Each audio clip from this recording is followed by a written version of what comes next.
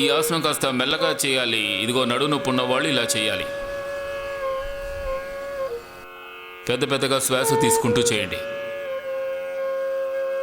దీర్ఘ శ్వాస తీసుకుంటూ భస్త్రిక, అలాగే అభ్యంతర్, అలాగే కపాలభాతి. నడుము నొప్పి ఉన్నవాళ్ళు కపాలభాతి చేయాలి. మీకు ఎంతవరకు వీలవుతుందో అంతవరకు చేయండి.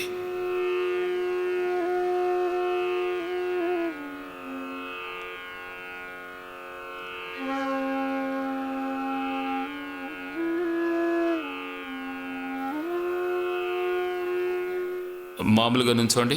నేను ఇప్పుడు దాదాపు 1000 డాక్టర్లను చూస్తుంటాను. వాళ్ళు అన్ని విషయాలకి అందరినీ బెదిరిస్తూ ఉంటారు. ఏం చెప్తారు వాళ్ళు? నడువు నొప్పి ఉంటే బెడ్ రెస్ట్ తీసుకోండి. నేనేం చెప్తాను? నడువు నొప్పి ఉంటే మకరాసనం చేయండి, భుజంగాసనం చేయండి, శలభాసనం చేయండి. ఎంతవరకు వీలైతే అంతవరకు చేయండి చేయండి చేయండి. 2 కోట్ల సంవత్సరాల క్రితం ఉన్న ఋషుల విజ్ఞానం ఇది, యోగా అనేది. ఎప్పుడు సృష్టి మొదలైందో అప్పటి నుంచి, అంతకంటే ముందు కూడా ఉందట, ఇక తర్వాత కూడా ఉంటుంది. అనాదిగా వస్తున్నది యోగా. ఏమిటి? యోగా అనేది అనాది, ప్రకృతి అనేది అనాది, అనంతమైనది. శ్వాస బయటికి వదిలేయండి. ఇప్పుడు నడుము నొప్పి ఉన్న రోగి, అతనికి కూడా యోగా చేయించి నొప్పి తగ్గిస్తాం. కానీ డాక్టర్లు ఏం చెప్తారు? పడుకుని బెడ్ రెస్ట్ తీసుకో. అతను పడుకుని బరువు పెరిగిపోతూ ఉంటాడు.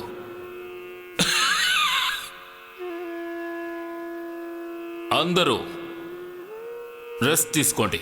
నడుము నొప్పి ఉంటే రెస్ట్ కాదు, విశ్రాంతి అనేది ఎప్పటికీ మంచిది కాదు. పని చెయ్యాలి, ఏం చేయగలమో అది చెయ్యాలి. కానీ నడుము నొప్పి ఉన్న వాళ్ళ చేత నేను ఎన్నిసార్లు చేయించాను మీరే చూస్తుంటారు కదా. వయసులో ఉన్న కుర్రాళ్ళ చేత నేను 100 సార్లు భుజంగాసనం చేయిస్తుంటాను. మెల్లగా మెల్లగా చేయాలి. 10-15 సంవత్సరాలుగా ఉన్న నొప్పి ఒక్క రోజులోనే పోయింది. 5 ఏళ్లగా ఉన్న నొప్పి, కానీ అది కుర్రాళ్ళ కోసమే. కానీ వృద్ధులు మాత్రం ఈ విధంగా చెయ్యకూడదు. నాకు తెలిసిన ఆయన ఒకరు, గిరీషా హోజా గారి తమ్ముడు. ఆయన 2000 సార్లు చేశారు. ఆయన మొదట చాలా గొప్ప పహల్వాన్ అట్ట చెప్పారు. తర్వాత నేను ఆయన ఇంటికి కూడా వెళ్ళాను. ఇది 2 నెలల క్రితం జరిగిన విషయం.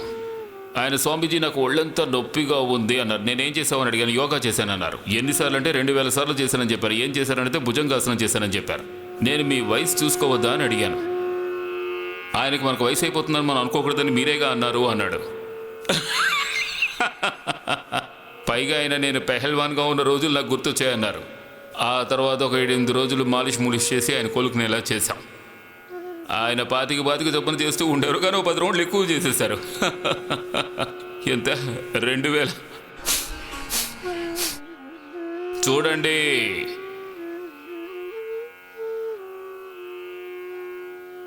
ఈ ప్రపంచం అంతా చెప్తోంది కదా, అదే సర్వికల్ ములైటిస్, డిస్క్ ప్రొలాప్స్, మస్మలైటిస్. అంతేకాకుండా 10-12 సంవత్సరాలుగా కుంటుకుంటూ నడిచే వాళ్ళందరూ నా దగ్గరికి వచ్చి అందరూ కుంటివాడు అంటున్నారని చెప్పారు. ఆ విధంగా నడిచే వాళ్ళని సయాటిక్ అని చెప్తారు. అదేమిటంటే 2 కాళ్ళు సమానంగా ఉండకుండా 1-2 ఇంచులు పొట్టి పొడవు ఉంటాయి.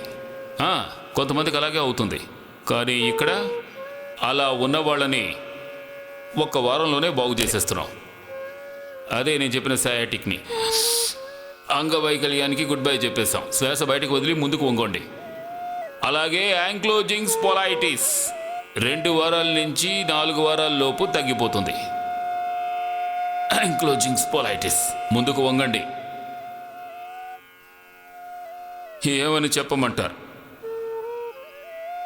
ఐసలి, MS, ఆటోమన్ డిజీజ్, క్యాన్సర్.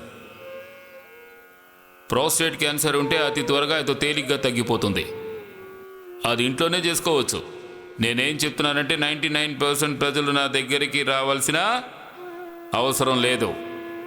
కానీ ఈ రోజుల్లో డాక్టర్లు ఏమంటున్నారు? మీకు మీరుగా వైద్యం చేసుకోకండి అంటున్నారు. వాళ్ళు చెప్పేది నిజమే. కాకపోతే ఇందులో ఒక్క విషయం కలుపుకోవాలి. అల్లోపతికి సంబంధించిన మందులేమీ వేసుకోకండి. మరో దారి లేదు వేసుకోవాలనుకుంటే తప్ప. అంటే అవసరమైతే లైఫ్ సేవింగ్ డ్రగ్ వేసుకోండి, అది 1% అంతే. 99% మందులు వేసుకోవాల్సిన అవసరం లేనే లేదు. ఆపరేషన్ చేసుకోవాల్సిన అవసరం కూడా లేదు. నడుముకు ఆపరేషన్, మోకాళ్ళకు ఆపరేషన్, భుజానికి ఆపరేషన్, కళ్ళకు ఆపరేషన్, చెవులకు ఆపరేషన్, బ్రెయిన్ ట్యూమర్ కోసం ఆపరేషన్, చూడండి బాబులు, కపాల్భాతి అనులోమ్ విలోమ్ చేయండి ఒక్కొక్క గంట. సిస్టోగ్రిడ్ డైమండ్, అలాగే కాసనార్, గణవటి వృద్ధివాదిక, గణవటి సంజీవిని వటి, కర్కుమిన్ గోల్డ్, ఇలాంటి ఎన్నో మంచి మంచి మందులు ఉన్నాయి. ఎందుకు అనవసరంగా టెన్షన్ అవుతున్నారు? అన్ని వైద్యాలు మా దగ్గర ట్రెండింగ్లో ఉన్నాయి. మేము ఎలా చెప్తామో అలా చేయండి చాలు.